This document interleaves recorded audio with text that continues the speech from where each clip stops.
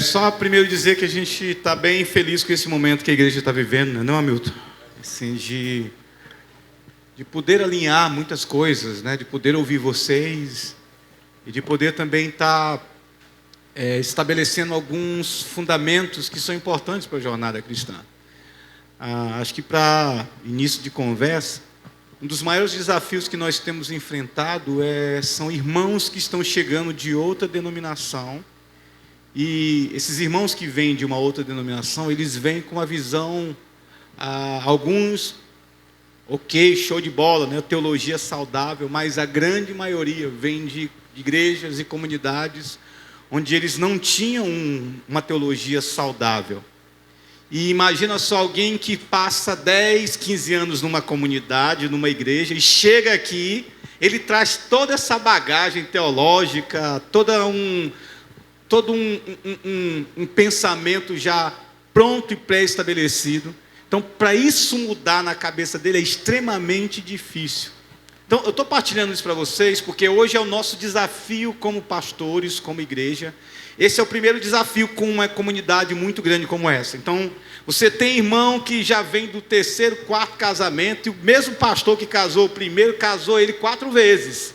Biblicamente, isso não é certo. O cara casa só uma vez. E aí a gente vai avaliar cada caso a caso, mas é muito, mas não tem isso. Então tem outros que vêm morando junto, aí está pregando, dizendo que é crente. Tem outro que está casado com quem não é crente.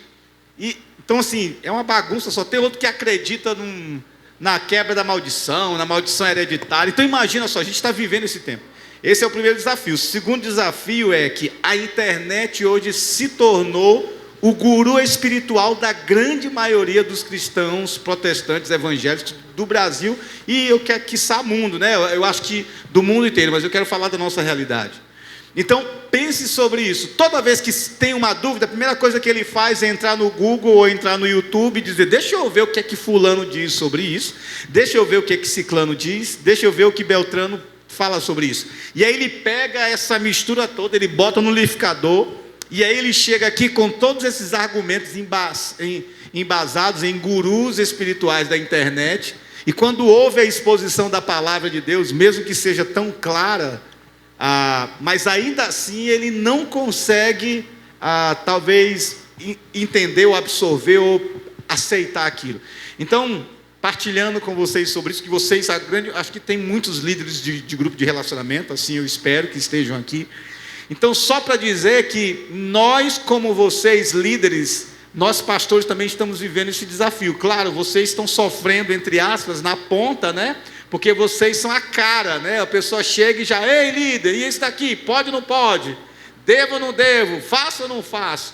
Né? Mas só para dizer que nós estamos juntos nesse desafio e a gente entende que a Bíblia ainda é e será para sempre o nosso manual instrutivo. É nela que nós nos balizamos, é dela que extraímos todas as respostas possíveis que a gente pode dar e vai dar essa noite aqui, tá bom?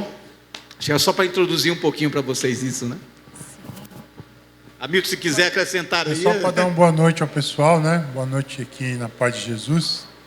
Na verdade aqui é o último desdobramento, quer dizer, da conferência, mas último que na verdade é continuidade, né? Então a rede de relacionamento, mais Bíblia, né, em todas as ações da IBC, trabalham diuturnamente para instrumentalizar a Igreja de Jesus, né? Efésios capítulo 4, verso 11, Deus estabeleceu os ministérios para a edificação do corpo de Cristo, até que nós cheguemos à maturidade, à estatura de varão perfeito, né?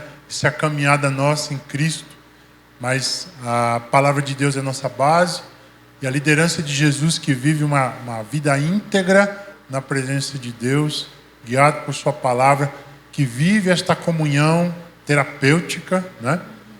Essa terapia da relação, isso é muito importante. Não dá para ser crente em casa, né? Tem igreja aí que está mandando ceia pela internet, vocês sabiam? O pessoal está vivendo um modelo de igreja profundamente antibíblico, né? Então essa sinergia da relação, as pessoas estão abandonando e estão vivendo a virtualização e a artificialidade do Evangelho.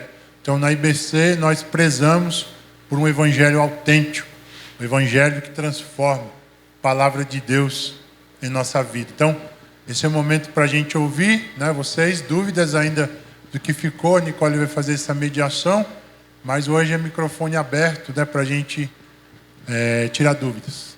Nós vamos colocar aqui o aplicativo Mente. Coloca o QR Code aí, colega, pronto. Então você pode apontar seu celular para cá e mandar a sua pergunta. Aí você pode perguntar se é um primo meu, um amigo meu, tem uma dúvida, né? Essa dúvida de um amigo meu. Brincadeira, pode botar aí que não vai identificar não, né?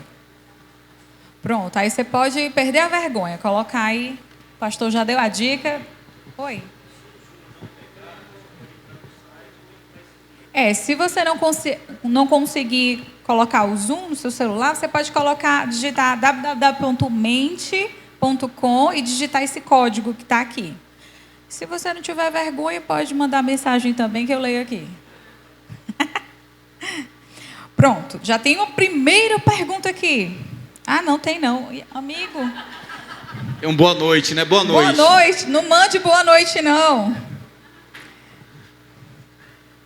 Mas eu queria saber quem é líder aqui. Líder ou aprendiz? Olha, temos uma quantidade grande, gente. Bem-vindos. E glória a Deus pela vida de vocês. Será que eu tenho que fazer voz com essa pergunta? Pastores. É inaceitável perante a IBC a permanência de evangélicos de outras congregações no GR? Olha lá, meu, olha lá. Então, nós falamos isso na conferência, né? Bem alto e bom som. Ovelhas de outro aprisco têm seu pastor. Então, o GR não é lugar. O GR é missionário para pescar aquele que está perdido, não pescar no aquário alheio. Amém, gente? Então, o GR é a igreja, é a micromanifestação da igreja de Jesus. É a IBC lá na sua casa. Então, se alguém vem de outra igreja, tem sobre a vida dele um outro pastor. Então, nós não temos autoridade sobre rebanho alheio. Nós somos responsáveis pelos membros da Igreja Batista Central de Fortaleza, Rua do Cruzeiro 401. Pastor, eu tenho até um testemunho. Eles já sabem essa história, mas eu vou comentar aqui com vocês rapidamente que no meu GR, no ano passado, dessa vez já triplicou, mas nós tivemos um problema porque uma irmã gostava muito de trazer pessoas de outra congregação.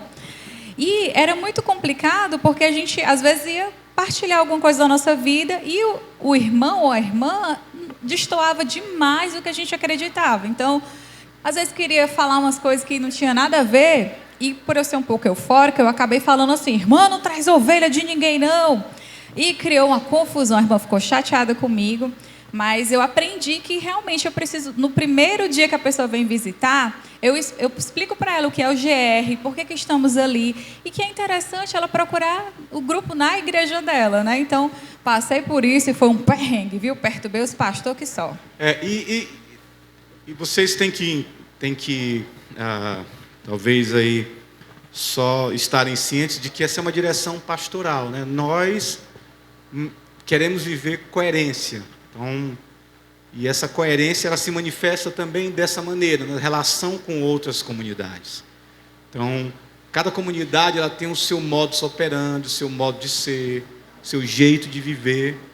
E essa é a igreja de Jesus, né? A gente não tem problemas com outras igrejas, mas a questão é, talvez é muito ruim você. Eu falei até isso para alguém que eu recebi há umas 3 semanas atrás. Um casal veio para, olha, nós somos de outra igreja e nós queremos agora fazer parte da comunidade IBC, fizemos uma integração, tarará.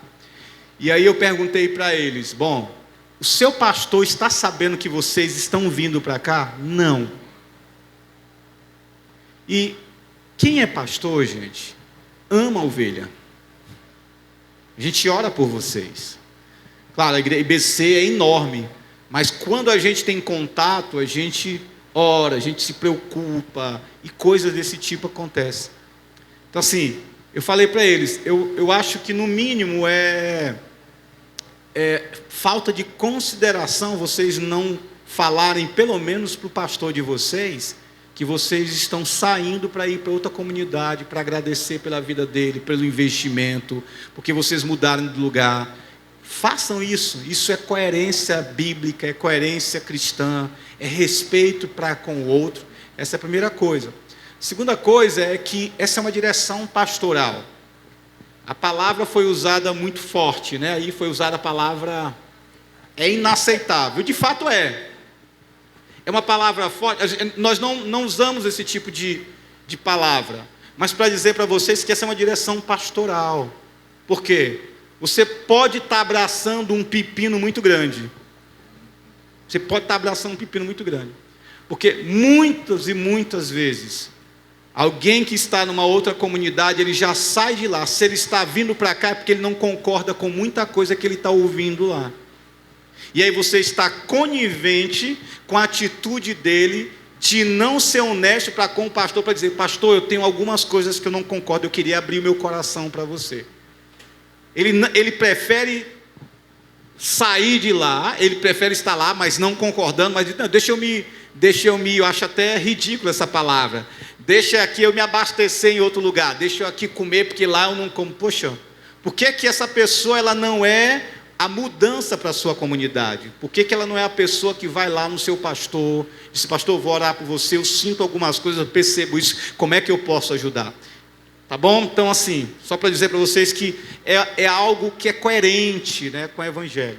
Materializando, vou materializar como ilustração. Imagine que você é filho, tem pais e tem uma casa. Aí você sai de casa, não avisa ninguém e bate na porta de outra família. Ei, eu vim morar aqui e eu vou ser filho aqui de vocês, tá certo? Essa é a ilustração, né? De alguém que sai de uma família, perfeito, de uma congregação, que não avisou o pai, não avisou a mãe, não avisou ninguém. Lá ele era conhecido, ele tinha um nome, lá ele tinha dons e talentos que ele desenvolvia. Ele sai dessa casa, bate na porta de outro, não avisou ninguém, e agora ele quer ser recebido em outra casa. Isso é comum, acho que alguns líderes já passaram por isso. Você tem um cara que vem pro GR, vem, daqui a pouco ele some. Você liga, manda mensagem, tarará, o cara: não, estou bem, mas você descobre que ele está bem em outro GR. É chato, né, não? Tem migração, tem até essas coisas. Aqui acontece. E o líder que recebe, ele não pergunta: cara, você está vindo da onde? Quem é o teu líder? Por que você saiu? Não, mano, faz o caminho de volta. Um direcionamento: você está com alguém, diz assim: meu irmão, vá lá, resolva com seu pastor, resolveu, quer mudar, e você vem, mas resolva lá. Isso vai ser bênção para você, vai ser bênção para a igreja, vai ser bênção para a ovelhinha, tá bom? E se ficou dúvida às vezes acontece, da pessoa entrar em contato e falar: tá, eu quero conhecer GR, quero aplicar GR dentro da minha igreja, aí é diferente, é outra coisa, e mesmo assim é pastoral também, porque eu submeto ao pastor Daniel, que é meu chefinho, aí ele vai fazer a triagem, a gente vai mandar o material, ou tirar as dúvidas da igreja, mas chama ele para me conhecer, né? Mas é encontro da liderança, tudo isso. Outra pergunta. Alguém tem alguma dúvida aí? Quer perguntar? Muita luz aqui, gente. Aleluia. Glória a Deus. Próxima pergunta. Essa é fácil, gente. Que pergunta é essa? Quais os critérios para ser um aprendiz de líder? E aí, pastor? Primeira coisa é você ter disposição para cuidar de gente, né? Porque cuidar de gente dá trabalho, né? Né, pessoal? Vocês sabem disso, né? Porque gente é assim, uma hora está bem, uma hora está mal, uma hora está cheio de fé, outra hora está depressivo, quer abandonar a fé, né? Então, acho que a primeira coisa é você ser um crente que ama a Deus e deseja cuidar de pessoas, né? Acho que esse é o ponto pacífico. Precisa saber a Bíblia de cor e salteado? Não precisa. Você precisa ter disposição para amar. Aí você vai aprender a Bíblia ao longo da caminhada, né? Mas eu acho que a primeira coisa a pensar é você ter disposição de cumprir o ID de Jesus. Ele nos chama ao vinde, nós chegamos a Ele do jeito que nós estamos, e a graça que nós recebemos, nós damos, né? A gente dá de graça aquilo que recebeu. É isso, nada mais do que isso. E estar debaixo da autoridade, da liderança desta igreja, porque uma coisa também que eu tenho percebido ao longo do caminho, é que alguns GRs, alguns líderes de GR, começam a se afastar da condução da nossa liderança, começam a se achar autônomos, né? Sabe aquela célula do corpo que começou a escapar do processo metabólico? Sabe o que acontece? Essa célula se torna cancerígena, né? Então, GRs que começam a se sentir autônomos demais e não se submetem à liderança. Do tipo que não começam a, por exemplo, valorizar os momentos coletivos de alinhamento que nós temos, né? Nós até puxamos a orelha de alguns amados irmãos que estavam marcando o GR no dia do sábado da liderança. Não é não? Como é que a gente marca o GR, pessoal? No dia do sábado da liderança. Quer dizer que o GR é mais importante do que aquele momento, né? Talvez aí não seria uma hierarquia de importância, mas saber colocar as coisas no devido lugar. Então faz antes, faz depois, mas os momentos de alinhamento que nós temos enquanto rede, enquanto igreja, é importantíssimo, é fundamental, eu diria, que os GRs alinhem a sua agenda ao primeiro sábado, né? Pelo menos, então, nós já temos certeza que todo primeiro sábado é momento de alinhamento. Então, é momento, inclusive, para essa pessoa, né, que questionou por que características que eu devo ter para servir como líder de GR. Disposição de servir, submissão à liderança pastoral da igreja e todo o direcionamento que a rede está nos dando. Acho que isso é básico. E o resto Deus faz, né? Tem aquele velho clichê que Deus não chama capacitado, mas capacita os escolhidos. Isso é um clichê, mas é verdade. Olha, eu tenho outro aqui que tem um pouco a ver. Qual é, vou até fazer voz, qual é a nossa responsabilidade espiritual como líderes? Somos pastores de ovelhas ou apenas facilitadores? E aí, pastor? É o pastoreio mútuo, né? Na verdade, todos nós temos como função que vive dentro de um corpo, inserido no corpo, pastorear uns aos outros. Então, isso precisa, por muito tempo isso foi muito ignorado e às vezes rejeitado, né? A ideia de, como é que eu pastoreio? Isso faz muito eco àquilo que, eu gosto muito de lembrar dessa passagem, Caim sendo interrogado pelo Senhor, Caim, onde está o teu irmão? E ele diz assim, por acaso eu sou o guardador, né? Eu sou o protetor do meu irmão. Então, mas isso é algo que para a igreja de Jesus nós somos responsáveis pelo nosso irmão. Então, claro que você como líder, você tem uma função, é uma função de responsabilidade, né? Porque você tem que ser maduro na fé, você tem que saber manejar bem a palavra de Deus, você, enfim, tem que ser alguém que concorda com a visão da comunidade a qual você está inserido. E essa responsabilidade, isso é uma responsabilidade grande, porque não pode haver incoerência, né? Então, eu vivo dessa maneira, mas eu tenho responsabilidade do pastoreio nesse sentido de que cada irmão, cada irmã minha, ela tem como função na minha vida me fazer e me tornar parecido com Jesus e vice-versa. É aquilo que Efésios vai falar lá no capítulo 4, quando ele vai destacar sobre os dons, ele vai dizer que esses dons são dados para edificação do corpo, para que cada um possa se tornar um varão perfeito, né? Chegar na plenitude do varão perfeito. Então, nesse aspecto sim. E aí eu quero aprofundar só um pouco mais a pergunta, talvez, porque tem aquela ideia de que se você vem de uma outra comunidade, o teu líder é quase o guru espiritual que tu vai sempre pedir, tu vai pedir a bênção para fazer tudo. Eu quero comprar um carro novo, o que você acha? Eu compro azul ou vermelho? Rapaz, eu estou pensando em mudar de emprego, você acha que eu escolho esse ou aquele outro? Isso daí não, peraí. Nem nós como pastores temos essa prerrogativa e nem usamos dessa prerrogativa para inferir tanto na vida do membro dessa maneira. Porque a Bíblia fala sobre multidões de conselheiros. Provérbios fala sobre conselheiros. Quanto mais conselheiros você tem, melhor. Por quê? Porque vai te dar discernimento. Então, há algumas igrejas por aí que elas têm o líder como aquele que vai resolver todos os seus problemas. E isso pesa no grupo de relacionamento. Por quê? Porque quando a gente perde o cuidado uns com os outros, a gente acha que o cuidado é só do líder. E aí eu começo a tornar a vida do líder, irmãos, pesada, cansativa. Eu não cuido do líder. Por quê? Porque rapaz, o líder tem que resolver. Eu estou vendo o cara aqui com problema, eu estou vendo o Vitor e a Nicole aqui com problema, mas eu, como não sou o líder, eu aponto para o líder, eu não vou na Nicole e no Vitor para dizer, paz, como é que vocês estão? Posso orar por vocês? Eu posso ajudar vocês? Então, só para dizer para vocês, trazer talvez o equilíbrio, né, da ideia do que é esse líder. Esse líder é de fato um pastor, mas é um pastor que todos nós somos chamados para exercer essa função pastoral. Hamilton acrescenta. Eu acho que eu acrescentaria que a responsabilidade desse líder não é ser perfeito, porque nenhum de nós é, mas demonstrar certa maturidade cristã em que os membros, né, podem ver essa maturidade na vida dessa pessoa. Quer dizer, a gente pode ensinar aquilo que a gente é. Então, aquilo que eu não sou, eu não posso ensinar, né? Então, alguém que está constantemente em processo de restauração e tem um testemunho diante de Deus e da igreja, né, para poder transmitir aquele grupo, né?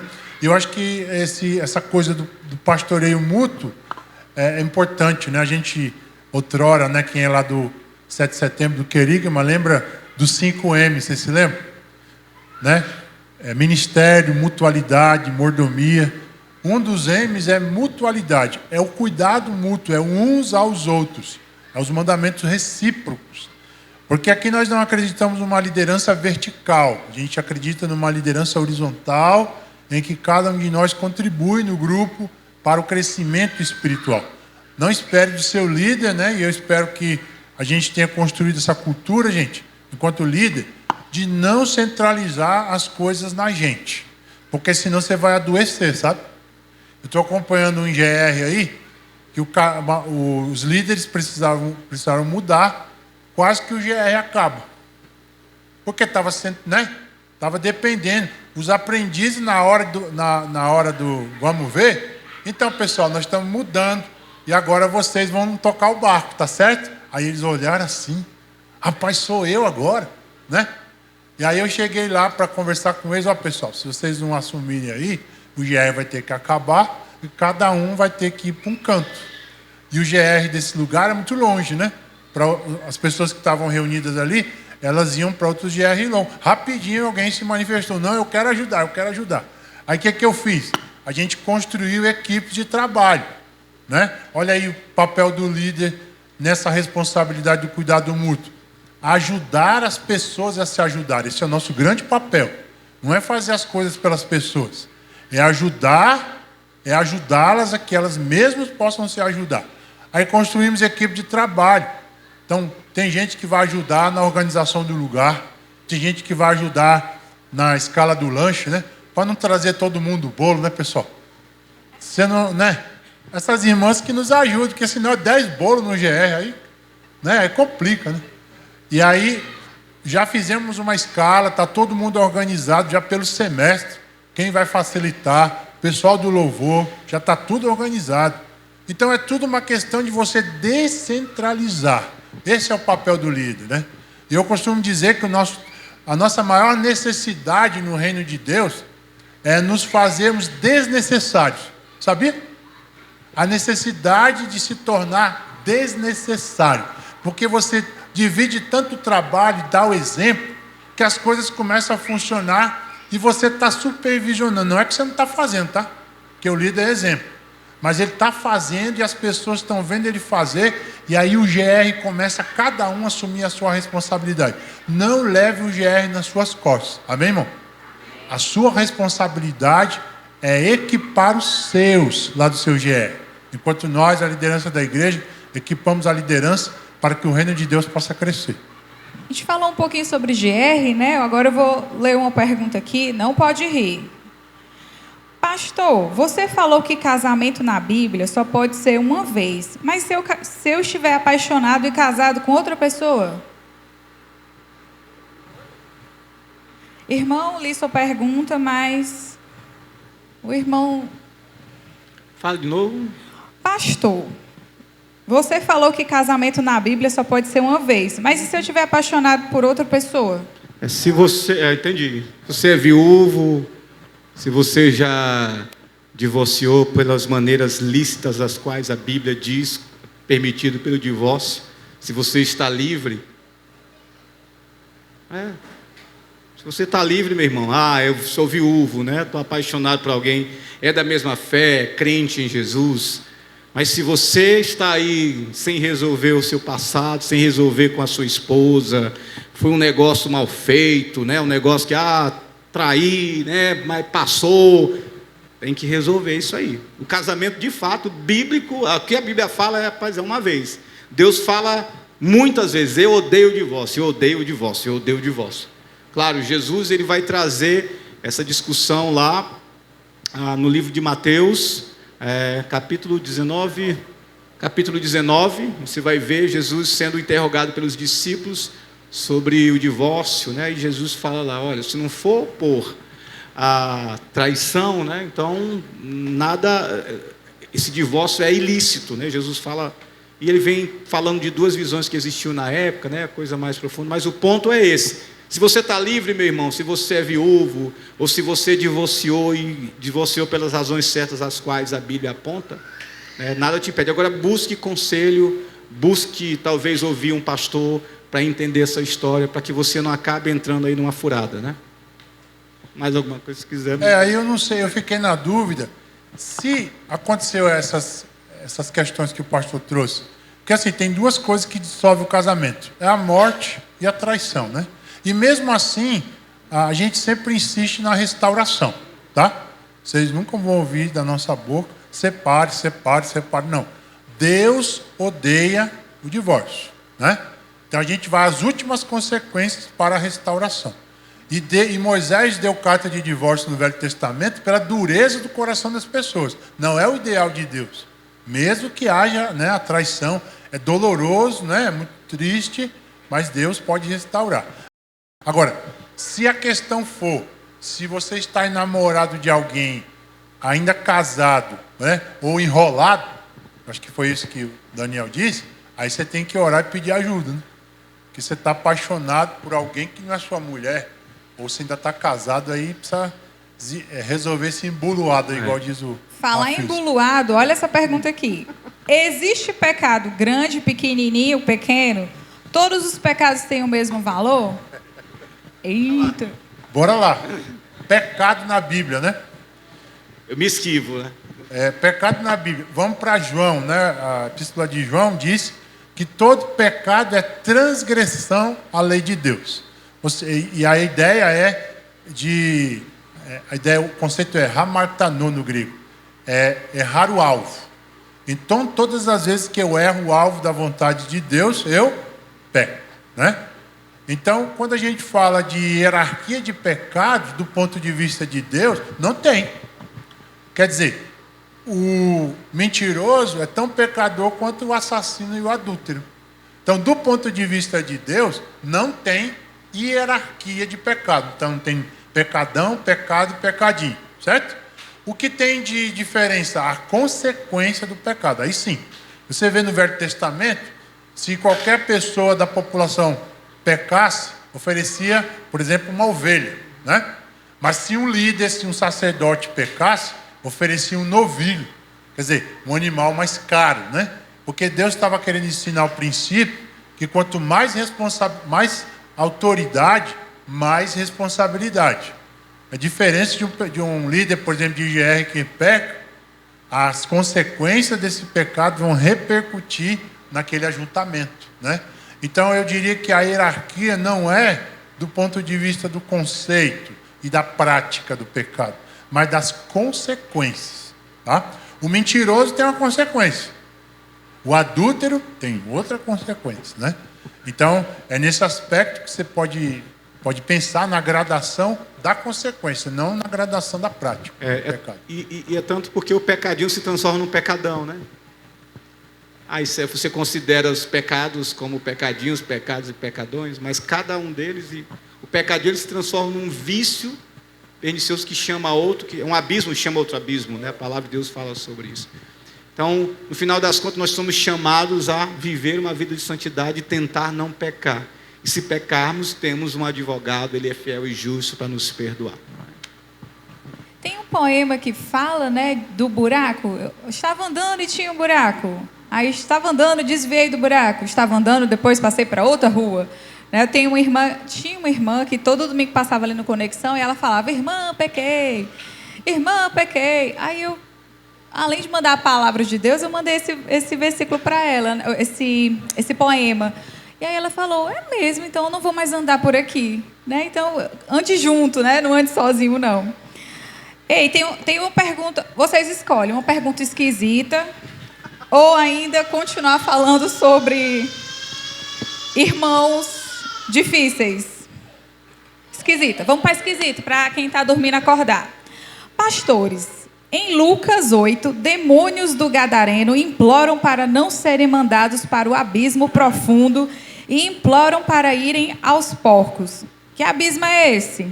Tem piores demônios lá? Acho essa esquisita. Vamos lá, eu vou começar e a Mil termina, tá? Que eu vou aqui. A ideia dos demônios, por que é que os demônios, quando Jesus apareceu, começaram a se manifestar naquele período, naquela época? Porque eles pensavam ser ali o juízo divino já sobre eles. Então, a resposta dos demônios para Jesus sobre não nos mande agora para o abismo é assim: que o juízo não aconteça agora. É mais ou menos isso. Eu estou trazendo algo bem simples e pedagógico para vocês entenderem, né? Mas a ideia era essa, né? Os demônios sabem que o tempo deles vai chegar, o dia deles vai chegar, eles vão ser destruídos, eles vão ser julgados. E naquela época, a resposta para eles nesse sentido era, deles para esse sentido é assim: não nos mande agora, né? Quase que tem misericórdia aí, né? Nosso tempo ainda não chegou, é coisa desse tipo. Hamilton, aprofunda aí. Perfeito, vou só arrematar, né? Perfeitamente. Então, mas é interessante você olhar, se você pegar as passagens dos evangelhos, há uma certa cristologia dos demônios, né? Os demônios falam sobre Jesus, inclusive falam realmente reconhecendo quem ele é. E uma dos sinais do reino de Deus, você vê, por exemplo, em João, você vê isso nos evangelhos, que o reino de Deus, uma das materializações do reino de Deus é que os demônios, eles eram expelidos das pessoas, né? O reino de Deus chegou até aquela pessoa. Então você vê o endemoniado gadareno, né? Sendo liberto. E aí Jesus tem um outro momento em que os discípulos estão tentando expulsar os demônios e dá trabalho certos demônios. Aí ele tem que explicar para o pessoal: tem certas castas de demônio que não saem senão por jejum e oração, né? E aí ele está falando de legiões de demônios. Aí você pensa que uma legião, por exemplo, no exército romano, era mais ou menos 6.000 soldados. Então imagine, Jesus está falando de mais ou menos 6.000 demônios que habitavam uma pessoa. Então o reino de Deus se manifesta sobre a natureza e sobre as pessoas. E acontece como em Mateus capítulo 6, quando na oração dominical, Jesus disse: venha a nós o teu reino e a sua vontade seja feita na terra, como ela é feita nos céus. Então, quando uma pessoa entrega a sua vida a Jesus, então o demônio perde a sua autoridade sobre aquela pessoa e ela fica livre, né? E aí ela precisa, naquela casa vazia, que o demônio não está mais, entregar a sua vida a Jesus, né? Então, nesse aspecto, a expulsão dos demônios era uma manifestação do reino de Deus. Elas não estavam mais sob o império das trevas, foram transferidas agora para o reino do Filho do seu amor, Colossenses 1:13, né? É um sinal que o reino chegou, que Jesus é Senhor, então tudo sobre isso. Amém. O irmão da traição mandou de novo.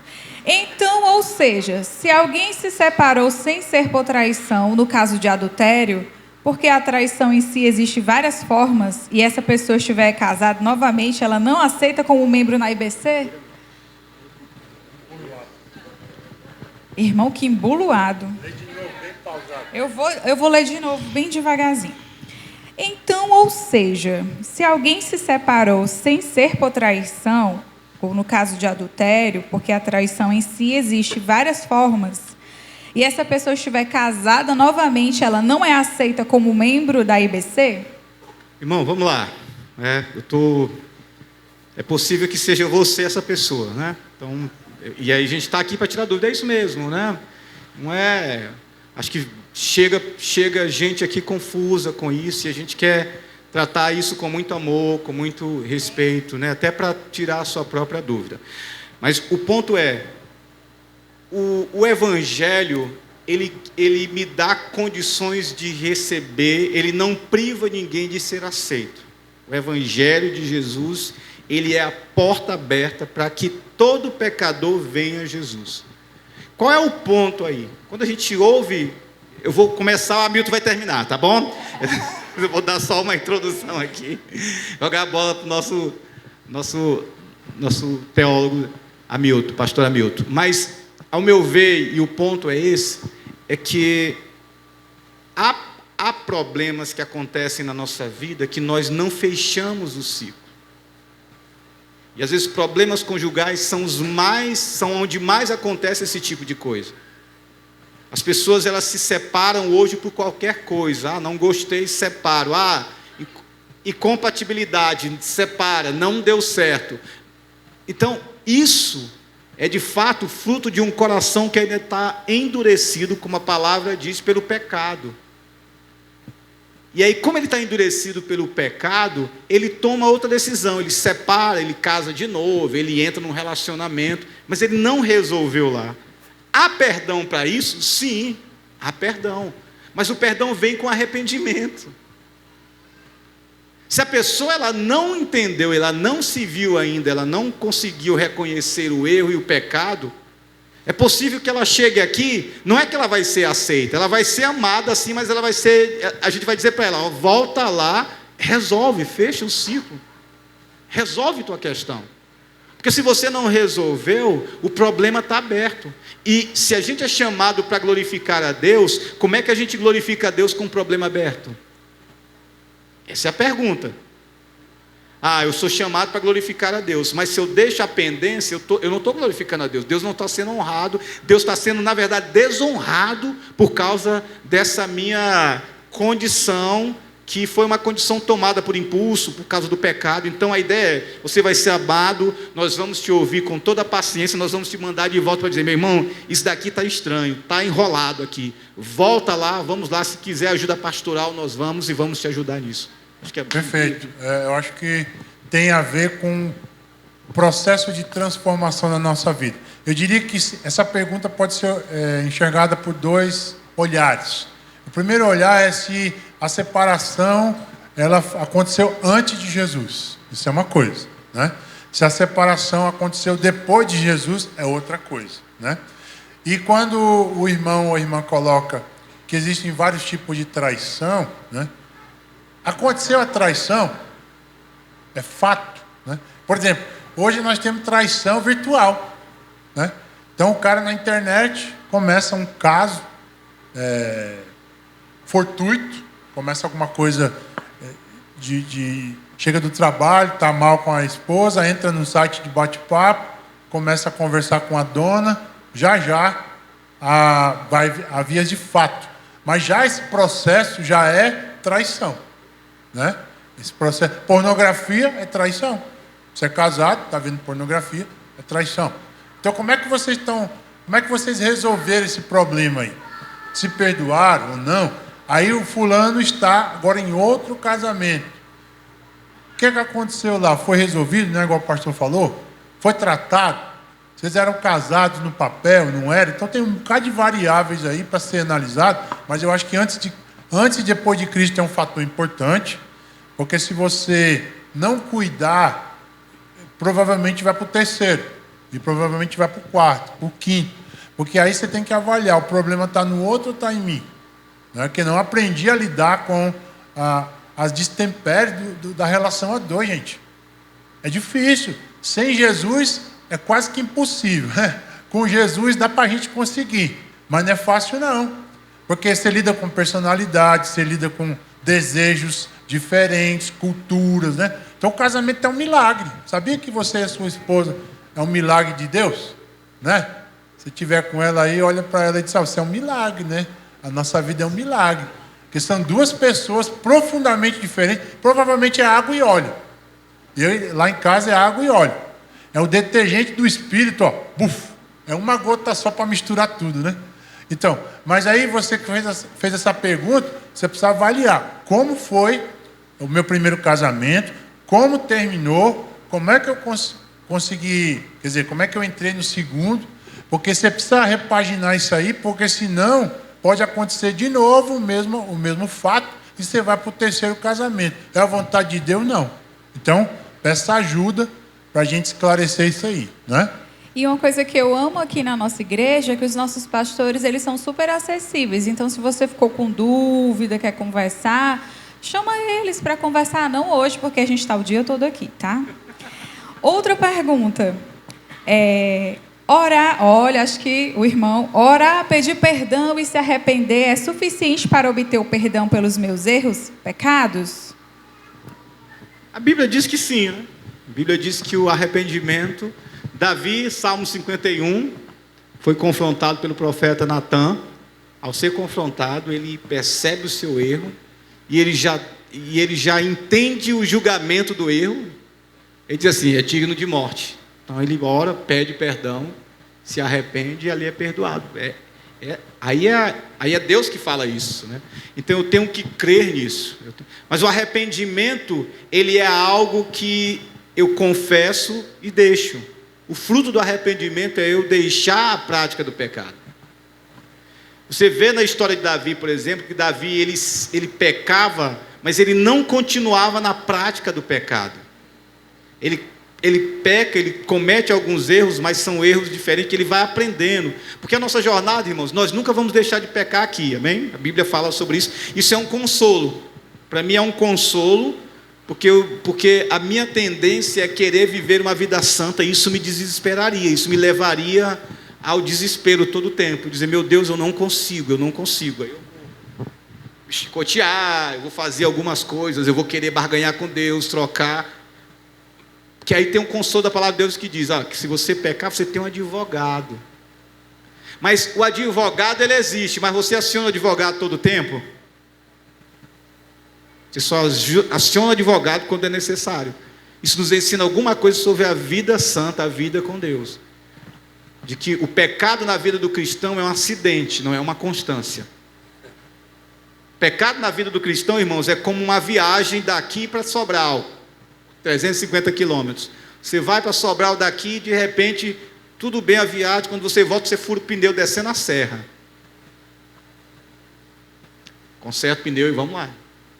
Igual o cara que diz assim, não, eu estou em luta, estou caído, estou em queda, Rapaz, reconsidera, porque tem alguma coisa errada. Porque o poder daquele que nos libertou, ele tem poder sim, de fato, de nos fazer vencer o pecado. Acrescentaria que todo pecado é diretamente contra Deus, né? A gente fere a santidade de Deus, mas quando o pecado é contra o outro, não adianta só orar a Deus, certo? Então você pecou contra a sua esposa, vou pedir perdão aqui. Você tem que pedir perdão a Deus e pedir perdão a ela. Verbalizar e dizer um nome. Olha, desculpa, me perdoe porque eu fui grosso com você. Ou a mulher pedir perdão porque eu fui grossa com você. Né? Então você nomeia o pecado, você delimita o pecado, que isso é libertador. Me perdoe pela multidão dos pecados. Que multidão? Fala o nome, né? Fala o nome, né? Porque aí você dá nome aos bois e você fica aliviado, sabe? Você fica livre. Então, pecado contra o outro precisa ser resolvido com o outro. Então, tem uma diferença com o irmão do GR, com seu cunhado, né? Toda a família, às vezes, tem um cunhado chato, né? Tem uma pessoa que dá trabalho e essa pessoa te ofendeu, você ofendeu. A sua comunhão com Deus não vai se resolver até que você resolva o seu problema com ela. Pastor, e se ela não quiser resolver? Aí é Paulo aos Romanos. Naquilo que depender de mim, eu devo ter paz com todos. Vou lá pedir perdão. Não quero te perdoar. Aí o problema é da pessoa com Deus, né? Mas você fez a sua parte e está disponível a restaurar a qualquer momento. Tá? Eu acho que isso é importante colocar. E só pegando um pouco ainda dessa pergunta, talvez ela tenha um tom capcioso aí em algo, que é assim, a gente recebe, às vezes, casais que vão pedir aconselhamento, às vezes só uma pessoa, ela vai dizer, olha, eu traí meu esposo, traí minha esposa. Isso foi há 5 anos atrás. E aí eu conheci, vim aqui, fui no restauração, celebrando a restauração. Mas só pedindo a Deus não resolve? Não. A Bíblia é muito clara com relação a isso. Vou pegar o exemplo do próprio Davi. Você só sabe que Davi adulterou porque está escrito. Porque foi exposto. Precisa falar. Mas o que vai acontecer? Eu posso perder meu casamento. Rapaz, não importa. O que está em jogo não é o seu casamento, mas é a honra de Deus. Nós cristãos precisamos voltar a pensar sobre a honra de Deus e considerar a honra de Deus acima de qualquer outra coisa. Porque é isso que importa na vida e na caminhada cristã. A Bíblia fala que, e aí eu aplico talvez esse texto, buscar primeiro o reino de Deus, é honrar o reino de Deus, honrar a Deus acima de todas as coisas. Então você precisa confessar mesmo, você precisa chamar seu cônjuge e dizer, olha, aconteceu isso, me arrependi, mas quero dizer aqui, Deus restaura todas as coisas. E Deus ama a honestidade. Deus ama que você seja honesto. E Ele cuida disso, Ele trata isso. Então não ignora essa coisa, não deixar debaixo do tapete, porque o diabo ele é sagaz. O diabo ele pega essas brechas e quando vem, ele vem para destruir todas as coisas. Então, um testemunho que o pastor Amando uma vez contou, de um rapaz que tinha uma dívida com a justiça, ele entregou a vida a Jesus no domingo, à noite, chorou e tal. Aí contou a história para o pastor Amando, pastor, eu tenho uma dívida com a justiça. Beleza, Jesus te perdoou. Amanhã eu te levo para a delegacia. Você entregou sua vida a Jesus, né? Então vamos pagar a justiça agora. Quer dizer, isso é restauração. O Evangelho de Jesus é a restauração integral do ser humano. Não, pastor, protege ele. Deus perdoa. Ele deve a justiça, né? Então lá na prisão Deus vai cuidar dele. Ele vai ter que pagar o que ele fez, né? Então é isso que o Evangelho de Jesus traz, a restauração. Não é reforma, né? Reforma preserva certas bases, né? Deus quebra tudo, faz de novo cada um de nós. Tem algumas perguntas aqui. Alguém quer fazer alguma pergunta pessoal? Deixa eu ver. Vocês estão envergonhados hoje? Essa continua com a mesma linha de raciocínio. Não vou quebrar o raciocínio de vocês. O que eu faço, pastor, com um irmão que vive no ciclo da insanidade há tempos e não consegue sair de jeito nenhum, ainda que tenha passado por pastor, líder, GR? Até quando eu tenho que ter misericórdia do irmão? Entrega a Satanás. Eita. Não sou eu que diz, é a palavra de Deus que diz. A gente às vezes quer insistir com o irmão que não tem nada de crente. Eu preciso discernir entre a ovelha que teme, que ouve, que é humilde, que está em rebeldia, mas quando ela ouve a palavra, ela treme, ela se arrepende. Irmãos, nós, semana passada, falamos aqui sobre disciplina. Então, a disciplina, se você vai ler Provérbios, está lá dizendo assim, como eu amo a disciplina, como eu amo a tua disciplina, como foi bom me disciplinar. Salmo vai dizer, como foi bom eu receber a disciplina de Deus.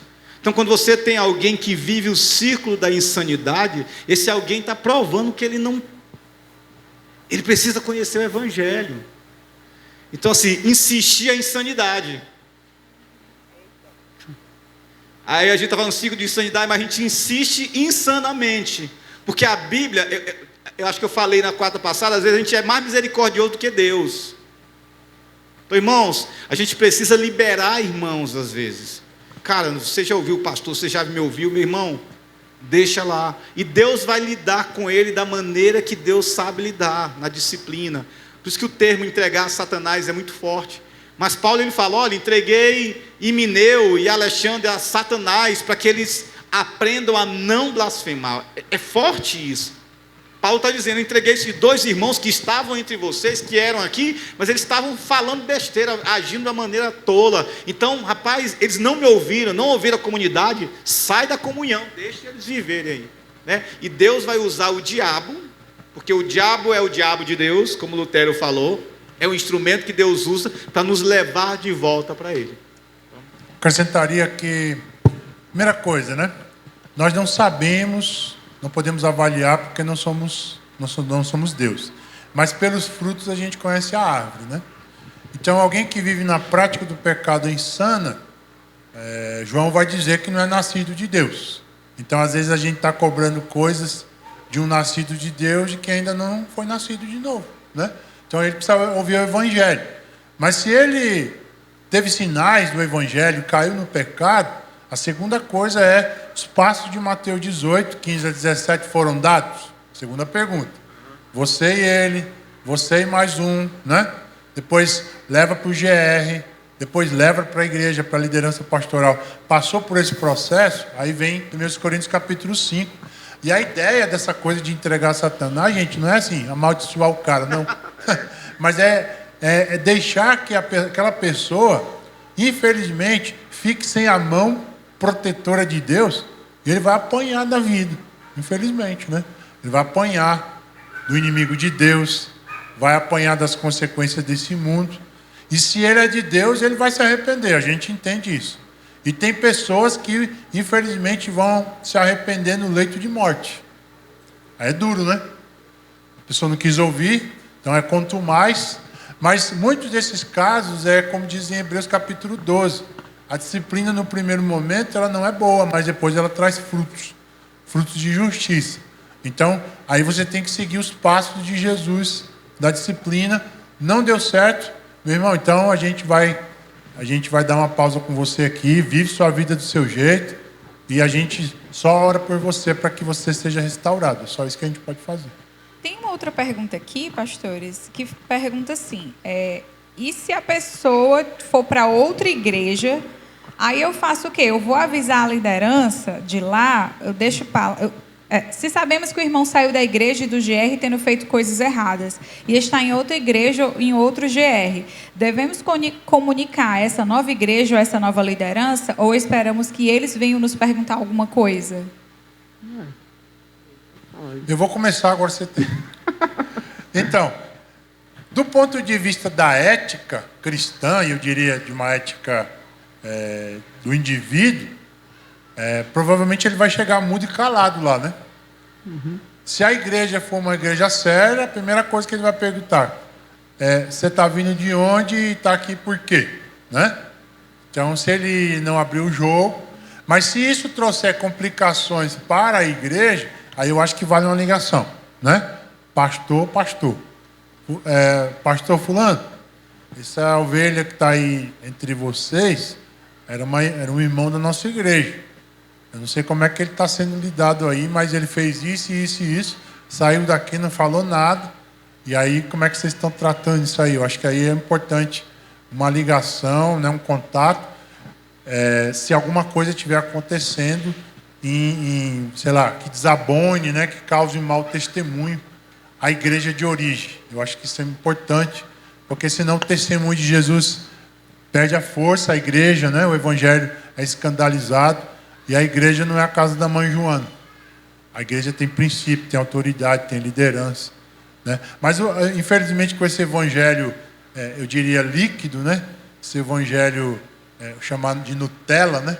As pessoas estão muito volúveis e voláteis o tempo todo, em que você falou qualquer coisa, exortou fulano, não, essa igreja não serve mais para mim. Aí vai para outra igreja. Aí lá ouviu alguma coisa que não gostou, vai para outra igreja. Um certo tipo de self-service gospel, né? Self-service eclesiástico. As pessoas trocam de igreja igual troca de camisa, né? Isso é uma marca da pós-modernidade. O casamento está assim, as instituições estão assim, a igreja não seria diferente, né? Mas eu acho que uma ética cristã ou ética pastoral vale ser ressaltada aí. Perfeito. A gente faz isso aqui, né? Só para dizer que nós fazemos isso, nós recebemos, então, nós só não conhecemos. Gente, são muitas pessoas. Mas se a pessoa que chega, ela passa pelo processo, ela se submete ao processo, ela faz integração, ela está no GR, logo ela vai estar no gabinete pastoral, logo ela vai estar sendo conhecida pelos pastores. Então, quando ela chega ali no pastores, ela pode não ser aceita como membro, se ela tiver pendências. Então, nós fazemos isso. Cadê sua carta? Minha igreja não entrega carta. passa o número do pastor, nós damos uma ligada para o pastor. Eu já liguei para pastores aqui, para dizer, estamos com fulano, como é que é? Não, é bênção, e tá porque a gente não dá mesmo, obrigado, cuide, foi uma ovelha que deu fruto, amém, glória a Deus por isso. Mas, como o Hamilton falou, né? O problema é que, como por aí pessoas querem mais gente, e aí na cabeça deles quanto mais gente, né, Deus está mandando, é bom ter muita gente, mas eu preciso cuidar dessas pessoas à luz da palavra de Deus, né? Então, o melhor se a pessoa se você tiver como falar com o pastor, eu acho que um posicionamento ético, cristão, e de alguém que ama a igreja de Jesus. Dá uma ligada para dizer, esse cara é um cara problemático, e tal, coisa desse tipo, né? Enfim. Eu tenho uma pergunta aqui, que eu acho que seria minha pergunta se eu chegasse na IBC hoje. Pastores, estou procurando uma igreja, porém em nenhuma delas eu senti o Espírito de Deus. Vi as pessoas chorando com o Espírito de Deus e não eu. O que eu faço? Fala, meu Deus do céu, vamos lá. Seja bem-vindo primeiro, depois passa ali no Espaço Conexão para conhecer nossa igreja. De novo, né? Vamos chegar a um tipo de evangelho pós-moderno sensitivo, sensorial, né? Eu preciso sentir que Deus está. O pastor Armando falou isso há alguns dias, né? Na série sobre profecia. E a gente vive também um neopentecostalismo que criou um imaginário na sociedade de um cristianismo sensorial, certo? Então eu vou na igreja, eu tenho que ver as cadeiras voando, eu tenho que ver anjo, né, na igreja, eu tenho que ter alguma sensação para dizer que Deus está. Mas a Bíblia não fala isso. A Bíblia diz, inclusive o próprio Gênesis, não tenta explicar que Deus existe. Gênesis capítulo 1, verso 1, pressupõe a existência de Deus antes da própria criação. No princípio criou Deus os céus e a terra. Deus antecede tudo. Deus está. Não é que não é que eu vou sentir a presença de Deus, primariamente. O fato é que Deus está. Deus habita a eternidade e Deus habita todo o espaço nesse universo que nós conhecemos ou não, né? Isso a palavra de Deus nos garante. Agora, o que acontece? Nós viemos ao culto, que na verdade não é nem culto isso, né? Quando a gente se reúne, é o ajuntamento da igreja. O que acontece, o culto acontece na minha vida, primariamente, né? O Caio Fábio dizia que se não há culto na vida, não há vida no culto. Quer dizer, se não há culto na minha vida diária, quando eu me ajuntar com os meus irmãos, vai ser um momento vazio. Porque eu não estou cultivando a presença do Espírito de Deus em mim. Porque Ele está em você. Se você entregou sua vida a Jesus, Ele está em você. O que acontece? Como Ele é pessoal, né? Vocês lembram lá em Atos capítulo 5, Ananias e Safira, Pedro disse assim, vocês mentiram ao Espírito Santo. Vocês mentiram a Deus. Então, o Espírito Santo é pessoal. Ele é uma pessoa que habita em nós. Ele é Deus presente em nós. E aí, Tiago diz que ele tem ciúme de nós. Paulo diz que eu posso apagar o Espírito, né? Então, nesse aspecto, o que acontece? Quando eu vivo uma vida distante de Deus, distante da palavra, a minha percepção e a minha consciência de que Deus está, ela vai se enfraquecendo. Não consigo perceber, né? Pode perceber num dia corrido, por exemplo, seu e meu, nós acabamos vivendo uma vida no piloto automático, nós não oramos, nós não lemos a Bíblia, nós não estamos em comunhão com Deus, aí a gente vem para o culto e fica olhando o reto projetor para ver se tem alguma letra errada, né? A gente se torna aquele crente discernidor, sabe? Aquele crente que quer ver os erros das coisas, e nós não aproveitamos e contemplamos o Deus que ali está. Deus está em todo lugar. Deus está aqui, Deus está na China, Deus está no Japão, Deus está na tua casa, Deus está no banheiro, quando você está tomando banho. Então, essa percepção da consciência da presença de Deus é uma coisa que tem que desenvolver, gente. E no dia que eu senti... o corandel, está, né? Corandel, como os britanos falavam. A face de Deus. No dia que eu senti, Ele está. No dia que eu não senti, Ele está também. Porque a Bíblia diz que Ele está, né? Então eu acho que é uma fé madura que a gente vai desenvolvendo. E a sensibilidade ao Espírito Santo é quanto mais você tem comunhão com Ele, mais você fica sensível a Ele. Me parece que quanto mais eu me aproximo dEle, mais eu sinto a sua presença, mais eu sinto o seu consolo, né? Você quer ver, você sentir o Espírito de Deus, começa a orar de verdade, né? Fica ali, tem dia que você vai começar a orar, não tem palavras. No outro dia de novo, vai lá. No outro dia de novo, é disciplina, né? E tem dia que você vai só chorar, porque o Espírito de Deus intercede por nós até com gemidos inexprimíveis, né?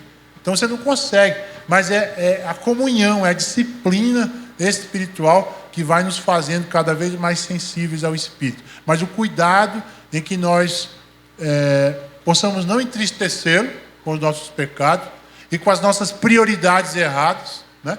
E na mesma direção em que nós acabamos causando ciúmes nele, porque a gente acaba dividindo a atenção dele em nós com outras coisas o dia todo.